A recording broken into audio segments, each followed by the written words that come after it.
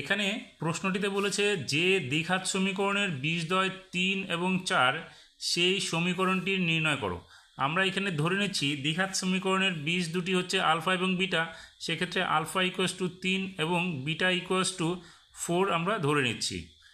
এবার দ্বিঘাত সমীকরণের আকারটা কেমন হয়? দ্বিঘাত সমীকরণের আকার হচ্ছে x square minus alpha plus beta into x plus alpha into beta equals to 0 হয়। এটা হচ্ছে দ্বিঘাত সমীকরণের গঠনের একটা সূত্র।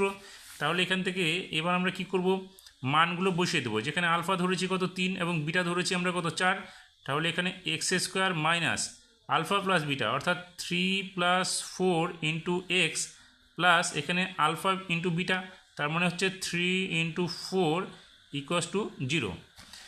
তাহলে এখানে আমরা কত পাচ্ছি এবার, এক্স স্কোয়ার মাইনাস 3 আর 4 যোগ করলে কত হচ্ছে 7 অর্থাৎ 7x প্লাস এই দুটো সংখ্যা গুণ করলে হচ্ছে 12 ইকুয়ালস টু 0। তার মানে বীজ দুটি যদি দ্বিঘাত সমীকরণে বীজ দুটি যদি 3 এবং 4 হয়, তাহলে আমরা সমীকরণটা কী পাচ্ছি, x square minus 7x plus 12 equals to 0। এটা হচ্ছে আমাদের দ্বিঘাত সমীকরণটি।